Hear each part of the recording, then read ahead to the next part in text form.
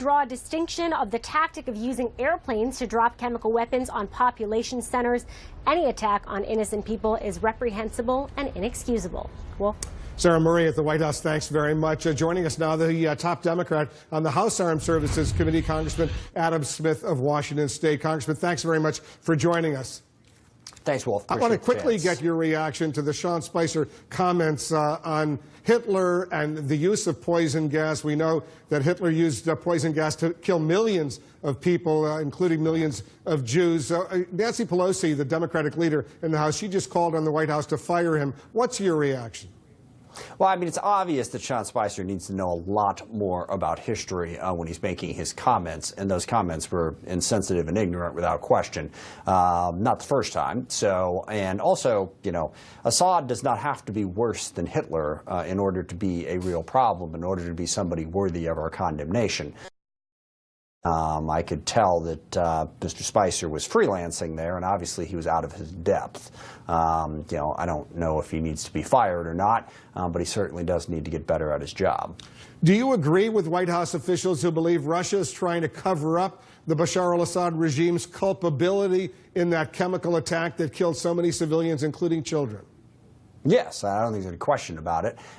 They're deflecting the blame from Assad. And look, I mean, given the presence of Russians on the base where the attack was launched from, it is very hard to imagine that they weren't aware of it. But at the end of the day, Putin doesn't care. He simply wants Assad in power, and he will kill whoever he has to kill to help make that happen.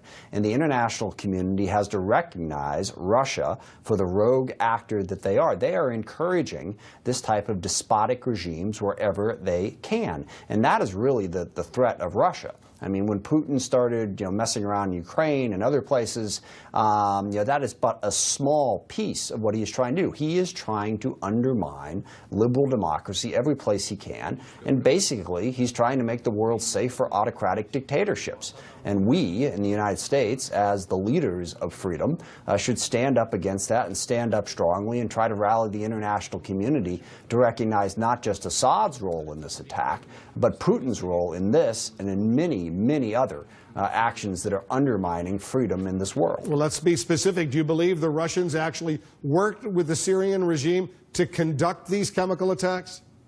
I don't know. Like I said, it's hard to believe, given their relationship, that they weren't aware of it. On the other hand, it's hard to believe that they would be so stupid as to allow this to happen.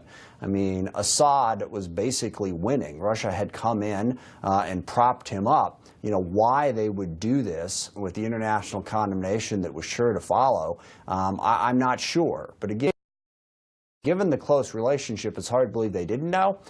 But I don't know for sure. I do not obviously have intelligence that has a smoking gun that clearly says that Russia knew a chemical attack was coming.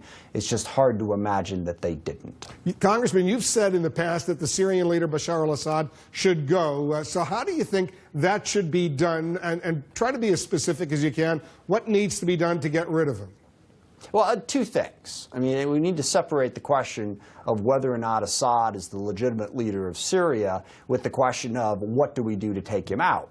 And I think there was some bad early steps by the Trump administration that essentially seemed to say that it was okay for Assad to stay in power. We were going to focus on ISIS. So I think independent of the question of how you would go about removing him, just stating clearly that given the brutality that Assad has rained down on his own people, he is not a legitimate leader. And also, ISIS will not be defeated as long as Assad is there. He is a rallying cry, given the way he brutalizes his own people, for many in the Arab Muslim world. Now, the next question is, how do you remove him? Well, I am not a fan of regime change. I think we've learned a lot from Libya and Iraq and Afghanistan that us, as an outside power, being able to step in and remove Assad, number one, extraordinarily difficult to do, and number two, you got to know what comes next. And right now, we don't. So it is an impossible situation. I don't suggest that there's any easy answer here, but at a minimum, we should call Assad out for what he is and not imagine that he can be some kind of ally in the fight against extremism. He cannot be. He is not. In fact, he fuels extremism because of the brutality of his rule. But do you think it's realistic to think he could be removed as long as he has the very strong support of the Russians, the Iranians, the Iranian-backed Shiite groups like Hezbollah, all of whom are supporting his regime? Honestly, I don't. I mean, I think that's the problem with all those groups that you just mentioned supporting him. He is able to stand in power, and that presents an enormous challenge to the international community. I want to make sure that we don't overreact in the U.S. and think that there is some military solution, and think that we can go in there and go to war not just with Syria but with Russia and Iran and not cause even more damage than is currently being caused. Look, the images are horrific. What Assad has done is horrific. But we also have to be mindful of our limitations. And I think in the past, certainly in the case of Iraq, we overthought what we could do. Saddam Hussein was awful. If we remove him, things will get better. Well, it's not that simple. The United States doesn't have the power to simply step in and fix other countries. That doesn't mean that we don't take whatever steps we can to try and move it in a positive direction, but I think you outlined perfectly the very realistic challenges of making any sort of significant change in the short term. Yeah, you make a fair point. Muammar Gaddafi was a very, very bad man, but the U.S. and others helped get rid of him. But take a look at that Libyan state today, a failed state with ISIS having a significant foothold in Libya right now in North Africa. Congressman, we have more to discuss. We've just heard, by the way, from President Trump. He's now weighing in on all of this. We'll tell you what he's saying right after this.